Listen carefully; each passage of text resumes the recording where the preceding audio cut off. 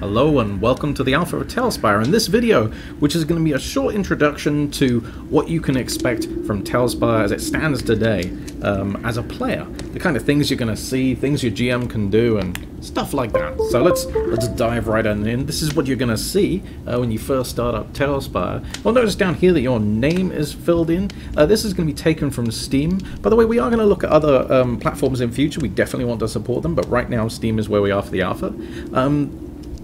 Your name will be taken from there, but it's not tied to Steam, so you'll be able to change this independently of the name used on Steam. It's just a handy default. So, right, we click on Begin, we come here and we see the Campaigns panel here on the left. There are three ways to join a campaign. You can click New up here, create your own campaign and be the GM of that, potentially inviting other GMs too, as well as the players.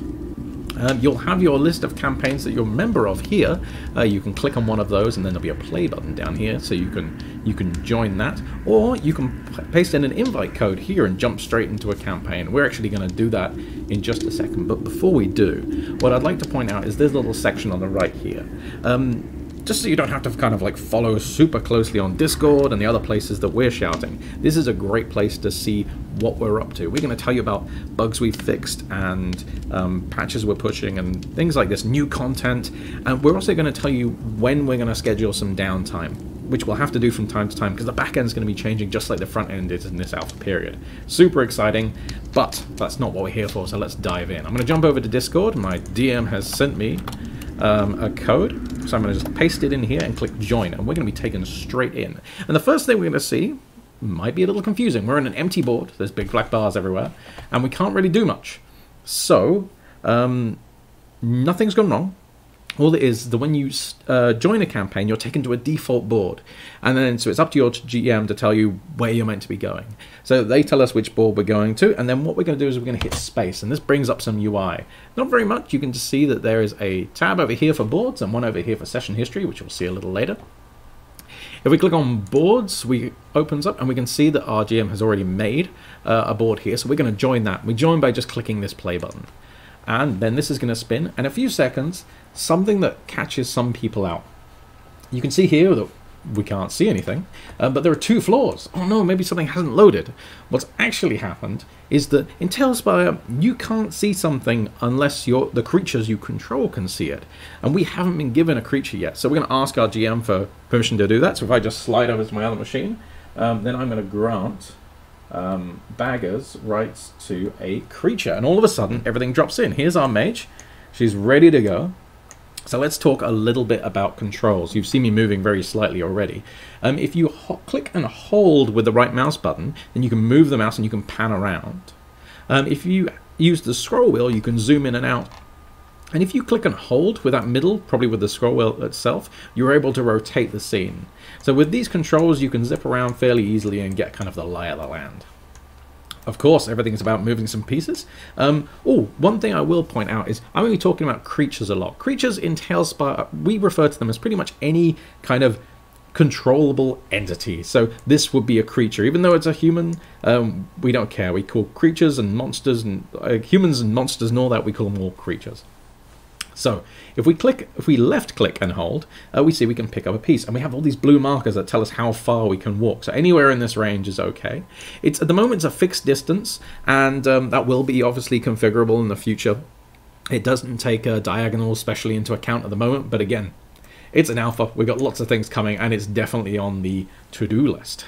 So you'll notice if I pick up my my creature now and try and move them outside that blue area, I'll get snapped back to the original position. So that's how far you can move each time you pick up. By clicking around, you might also notice that by right-clicking on something, you get a radial menu. Now, it doesn't look very radial at the moment with only one element, but if I left-click on this, you can see other things come up. So we have little emotes here. We'll be fleshing all of this out, but you should be able to at least see what we're going for. Of course, that's not the only thing we can interact with. We've got some doors here.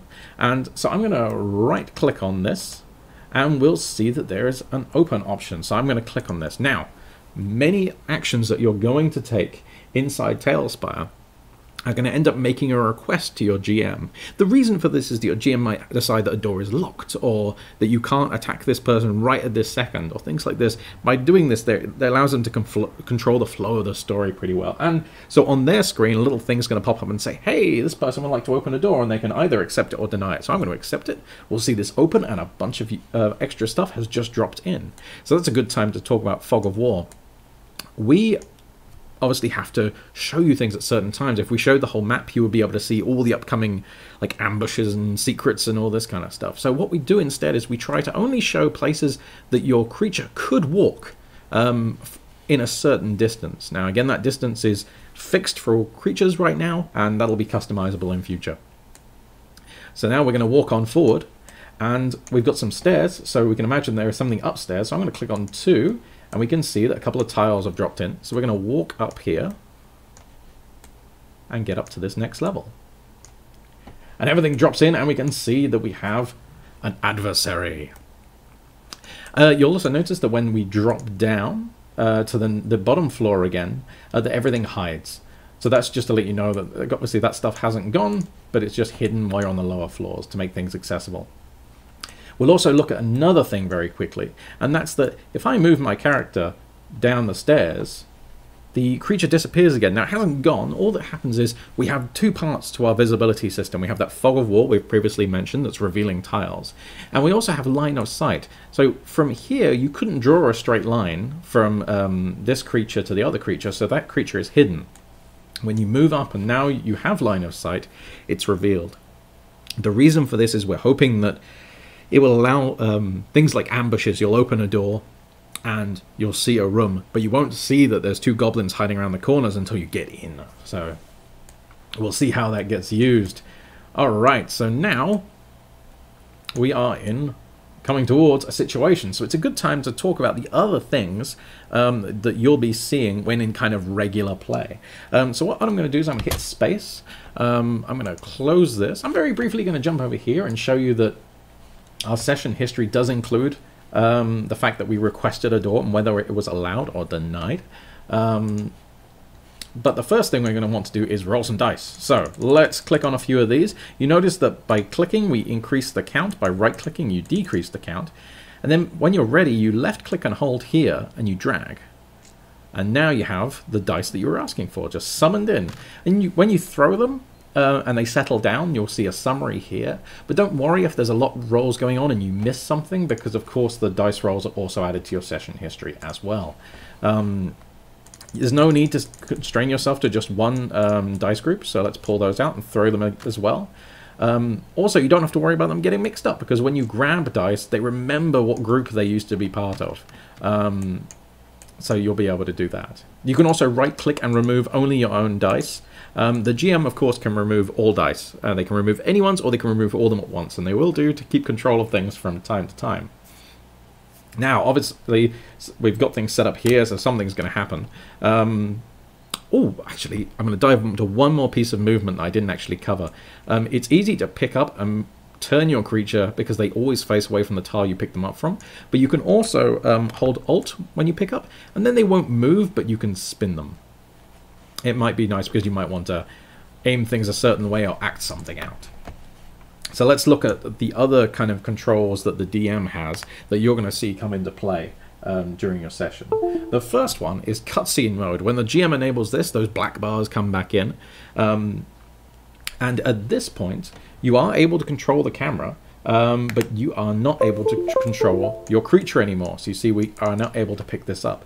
This allows the GM to kind of, if there's an important story moment, to kind of bring everything in and talk directly to the players without lots of scooting around all over the place. More than just taking away control of the creature, they have the ability to snap your camera to certain positions. At this point, you lose control of the camera as well. So maybe there's a dialogue going on between this water elemental and your character here, and it kind of snaps back and forth as all this witty banter is going on. And then at last, the GM will release, and you'll have control of your camera again. And then what will normally happen is they'll jump back to an exploration mode. Of course, now there's going to be some kind of battle. So another mode will be brought up, and it's one to allow the GM and you guys to handle turn-based events well. It's not constrained to combat, but it's currently used for it, so we'll see combat mode come up. Nothing else will change immediately on your side, but once the GM has set up who's involved in the encounter, then this UI is going to appear. When you are in the center, then you are in control and can do all the things that you normally do. Let's request an attack here, for example, and then maybe I'll allow that.